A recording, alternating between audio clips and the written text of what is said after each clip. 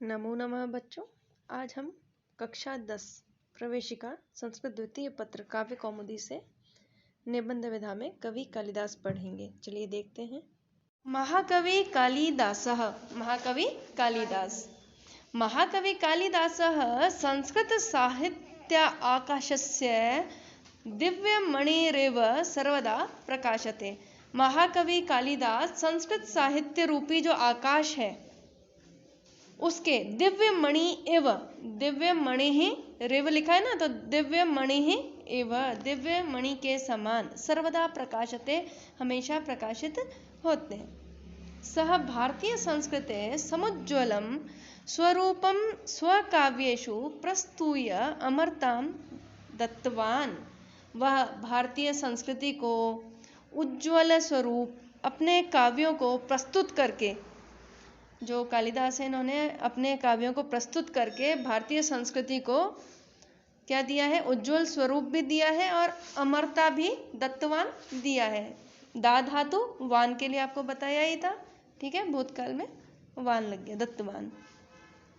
कवि है भारतस्य अमूल्यो, संधि विच्छेद किया है, भारतस्यामूल्यो है ना, भारतस्य अमूल्यो।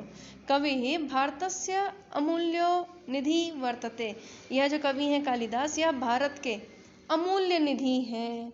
जनश्रुत्यनुसारेण, इसका संधि विच्छेद देखिए, जनश्रुति अनुसारेण, जनश्रुत्यनुसारेण, जनश्रुति लोगों के द्वारा जो सुना जा रहा है उसके अनुसार। कवि कुल गुरु कालिदासो भूपते विक्रमादित्यस्य नवरत्नेषु अन्यतमः आसीत्। कालिदास के लिए एक और टाइटल होता है कवि कुल गुरु। इनको हम क्या कहते हैं, कवियों के जो है ये कुल गुरु हैं। इन जैसी कविता किसी ने नहीं लिखी है, इन जैसी रचनाएं किसी ने नहीं लिखी है, ऐसा प्रसिद्ध है। और अभी दंडी वाले पार्ट में हमने पढ़ा ही था कि उपमा कालिदासस्य है ना।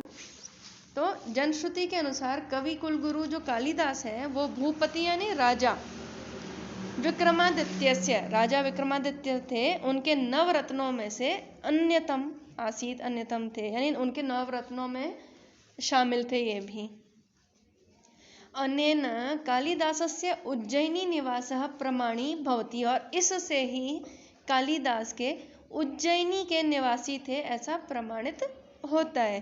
कालिदास के संदर्भ में क्या है, कई जगह लिखा होता है कि वो बंगाल के हैं, या कई जगह लिखा होता है वो मिथिला के हैं, ठीक है, पता नहीं वो कहाँ के हैं, ठीक है।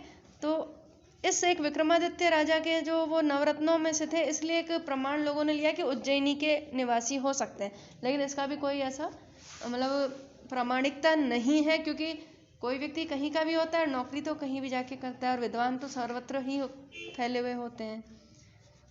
मेघदूते अनेन कृतं विशिष्टम उज्जयिनी वर्णम अपि एतत् समर्थयति। अच्छा, क्यों माना जाता है उज्जैनी निवासी, उसका भी इन्होंने दिया है। मेघदूत में इनकी एक कृति है, खंड काव्य है मेघदूत, उसमें इन्होंने विशिष्ट रूप से उज्जैनी का ही वर्णन किया है। एतत् समर्थयति, तो ये चीज समर्थन देती है कि शायद ये उज्जैनी के होंगे, क्योंकि हम किसी भी उसी एरिया के बारे में ज्यादा बता पाते हैं जिस एरिया में हम रहते हैं, है ना। विद्वांसः कालिदासस्य स्थितिकालम ईसा पूर्व प्रथम शताब्द्यां निर्धारयन्ति। जो विद्वान लोग हैं वो कालिदास की स्थिति काल को प्रथम शताब्दी ईसा पूर्व का निर्धारण करते हुए मानते हैं। केशांचन मते, कुछ लोगों के मत में च महाकविरयम, महाकवि ही अयम, पंकज किताब में ध्यान दो बेटा, महाकवि ही अयम चतुर्थ शताब्द्यां जातः इति। कुछ जो है वो ऐसा कहते हैं कि ये महाकवि चौथी शताब्दी में जन्मे। भाई कुछ तो विद्वान कह रहे प्रथम शताब्दी में और कुछ कह रहे चौथी शताब्दी में।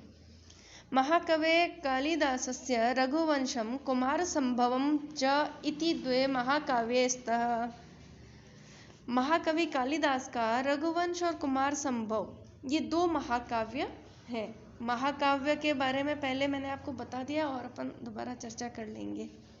तो इन्होंने जो 7 रचनाएं की है ना, उसमें 2 इनके महाकाव्य हैं। कुमार संभव में जो है कार्तिक के जन्म की कथा है, रघुवंश में रघु का जो वंश है उसमें उनकी मतलब वर्णन है उनका, ठीक है, बहुत ही प्यारा वर्णन है। विक्रमोर्वशीयं मालविकाग्निमित्रम् अभिज्ञानशाकुन्तलं चेति त्रीणि नाटकानि सन्ति। अभी 2 महाकाव्य तो इन्होंने लिखे ही, उसके अलावा 3 नाटक भी हैं इनके, विक्रम उर्वशीय, मालविकाग्निमित्र और अभिज्ञानशाकुन्तल। ये 3 नाटकानि सन्ति, 3 नाटक हैं। अभिज्ञान शाकुन्तल जो है वो घटना प्रधान नाटक कहलाता है, ध्यान रखिएगा। एवमेव मेघदूतम इति एकम खंडकाव्यम ऋतुसंहारश्चेति गीतिकाव्यम वर्तते। और इसी प्रकार से मेघदूत इनका एक खंड काव्य है और गीति काव्य है ऋतु संहार। ठीक है, तो अब इनके साथ कौन सी रचनाएं हो गई? कुमार संभव, बोले कुमार संभव, रघुवंश, मालविकाग्निमित्र, विक्रमोर्वशीय, अभिज्ञान शाकुंतल, मेघदूत, ऋतु संहार। इन सातों का नाम याद रखिएगा, हमेशा काम आएगा। महाकवि कालिदासस्य रचनासु वैदर्भी रीति माधुर्य गुणश्च सर्वत्र विराजते। और इनकी खासियत देखिए क्या है कि महाकवि कालिदास की रचनाओं में एक तो जो रीतियां हैं उसमें वैदर्भी रीति का प्रयोग करते हैं, और जो गुण है इसमें माधुर्य गुण। आप इसमें संशय में मत आना, मैंने आपको अभी इससे पहले वाले चैप्टर में पढ़ाया था कि गुण 3 है, सत्व, तम और रज। ये मानवीय गुण की बात थी, और ये जो माधुर्य गुण कहा जा रहा है ना, ये साहित्यिक गुण है। काव्य के बारे में जब हम पढ़ेंगे उसमें आपको समझ आएगा। ठीक है, तो इन्होंने माधुर्य गुण जो है और वैदर्भी रीति का सभी जगह प्रयोग किया हुआ है। अस्योपमा संस्कृत साहित्ये प्रसिद्धा अस्ति। अस्य उपमा, इनकी उपमा संस्कृत साहित्य में प्रसिद्ध है। उपमा खाने वाला नहीं है, सूजी से बनाते हैं। ठीक है, क्या है उपमा? अलंकार है। अभी बताया था, उपमा अलंकार है। यथोक्तम, कहा भी गया है, उपमा कालिदासस्य भारवेर्थ गौरवम दंडिनः पदलालित्यम माघे संति त्रयो गुणा। कि भारवी का तो अर्थ गौरव प्रसिद्ध है, कालिदास का उपमा प्रसिद्ध है, और दंडी के पद लालित्य और माघ के 3, ये जो और माघ के जो है, ये तीनों गुण जो इनके बहुत ही प्रसिद्ध हैं। ठीक है, निष्कर्षतया वक्तुम शक्यते, निष्कर्षतया कह सकते हैं यत् महाकवि कालिदास संस्कृत साहित्य के श्रेष्ठो महाकवि वर्तते, श्रेष्ठ महाकवि हैं। धन्यवाद।